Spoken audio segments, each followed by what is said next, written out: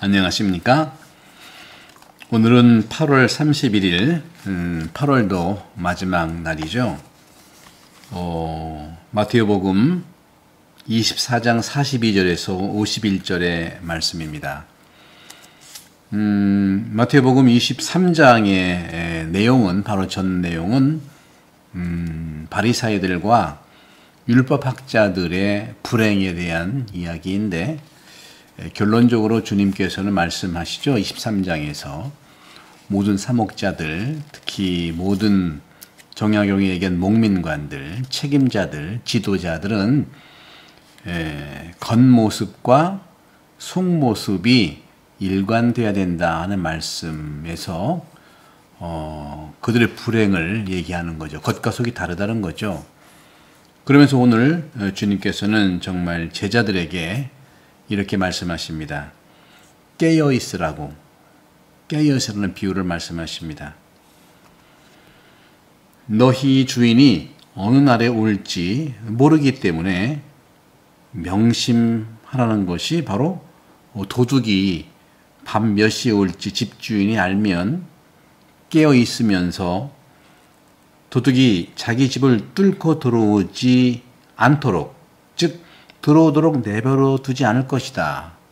그러니 너희도 준비하고 있어라.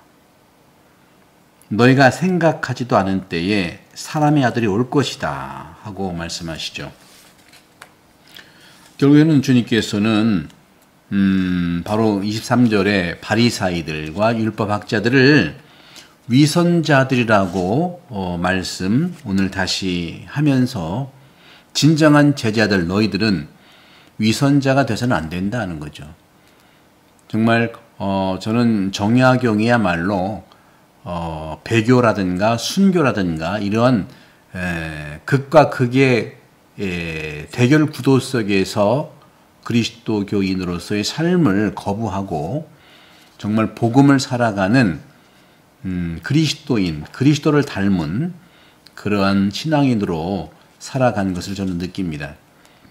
저도 오래전에 정약용을 연구하면서 우리 그 그리스도교의 가치를 유교의 어떤 그 원시 오리지널 초기의 오경이라든가 사서오경이 있죠. 그런 점을 통해서 정약용은 그리스도의 모범을 보여준 건데요.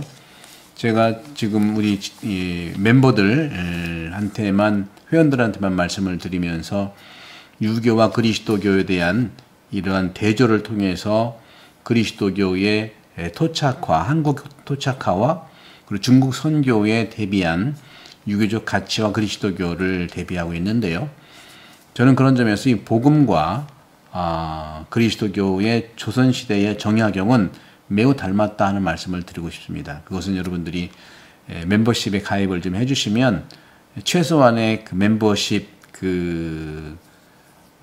조건에 따라서 저는 이 시대의 한국의 토착화와 또 조선시대의 많은 실학자, 지성인들이 고민했던 중국 선교에 대한 가치들을 나누고 싶은데요. 결국 중요한 것은 한국 사람의 진정한 마음으로 이 복음을 어떻게 알아듣느냐가 중요한 부분이겠죠. 그런 점에서 오늘 복음을 말씀을 드리면 깨어 있어야 된다는 말씀을 하고 있습니다. 깨어 있어야지, 깨어 있지 않으면 울며 이를 갈 것이다. 제가 누차 말씀드리지만 법정 스님은 그런 말씀을 하셨어요. 천주교 신자들 성당 다니는 거, 불교 신자들 절에 다니는 거 습관적으로 다니지 마라. 그게 문제다. 깨어 있어라 하는 말씀을 하는데, 바로 오늘 복음도 주님께서는 똑같이 깨어 있어라 하고 말씀하십니다. 깨어 있어야 결국에는 웃으며 기뻐한다는 겁니다. 깨어 있지 않으면 울며 이를 갈 것이라고 오늘 결론적으로 주님이 말씀하시죠. 그렇다면 깨어 있는 것이 도대체 어떤 것일까? 바로 주인이 종에게 자기 집안의 식솔들을 맡겨서 그들에게 제때의 양식을 내주게 하였으면 어떻게 하는 종이 충실하고 슬기로운 종이겠느냐. 행복하여라. 결국에는 행복한 종은 종에게 맡긴 식솔들, 저 같으면 우리 본당의 모든 교우들이죠.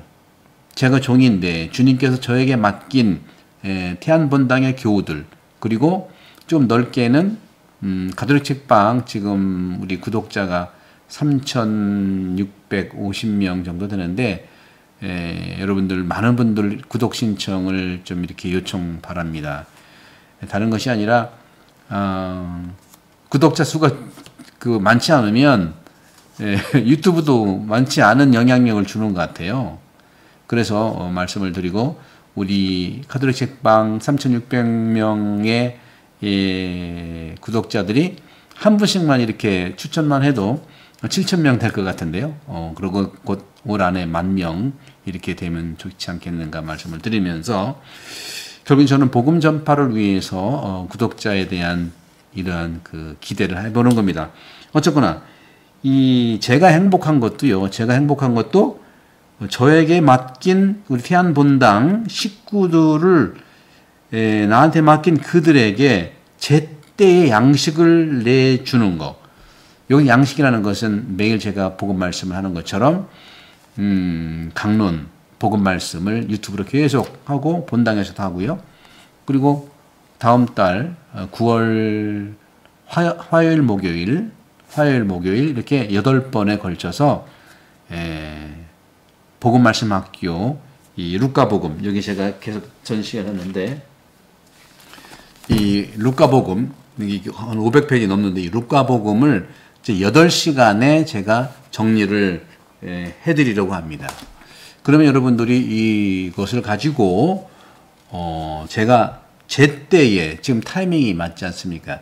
제때에 양식을 말씀을 내주게 한다는 거죠. 그러면 어떻게 하는 종이 충실하고 슬기로운 종이겠느냐? 여기서 어떻게 하는 종이 충실하고 슬기로운 종이겠느냐? 충실하고 슬기롭다는 것은요.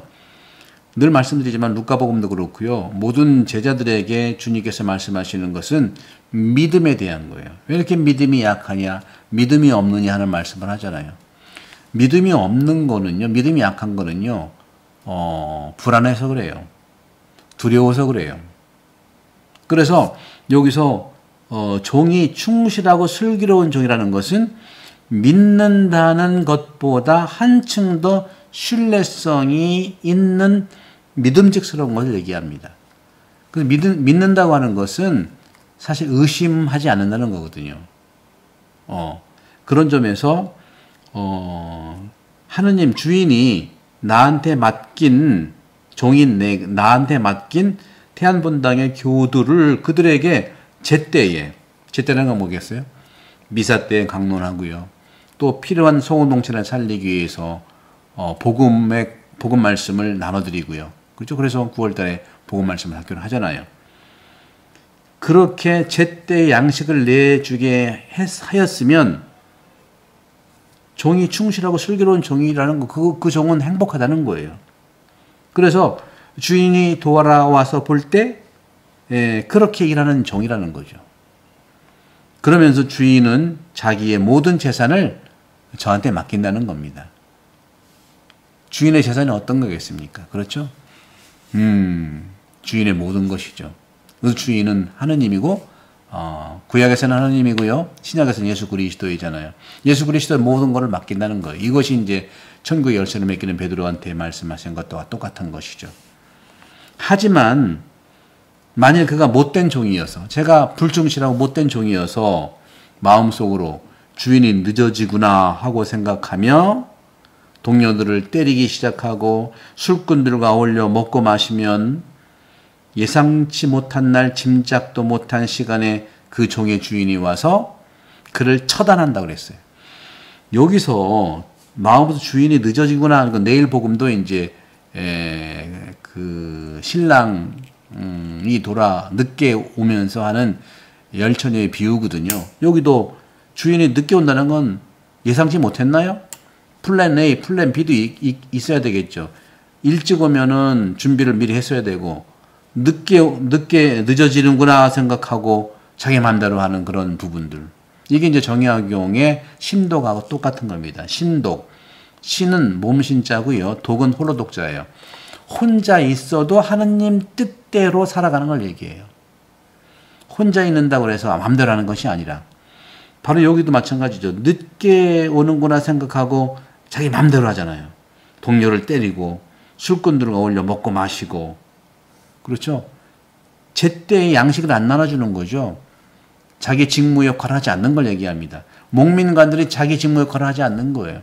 예를 들어 제가 목민관인데 제때에 말씀을 하지 않고 미사도 하지 않고 그렇죠. 제때에 자기 직무를 하지 않는다면 그리고 안 할 뿐만 아니라 동료를 때리기 시작하고 엇박하고 또 함부로 말하고 지시도 자기 뜻대로 하고 주인의 뜻대로 하는 것이 아니라 맡겨진 건데 그러면 예상치 못한 날 짐작도 못한 시간에 종의 주인이 와서 처단한다고 그랬어요.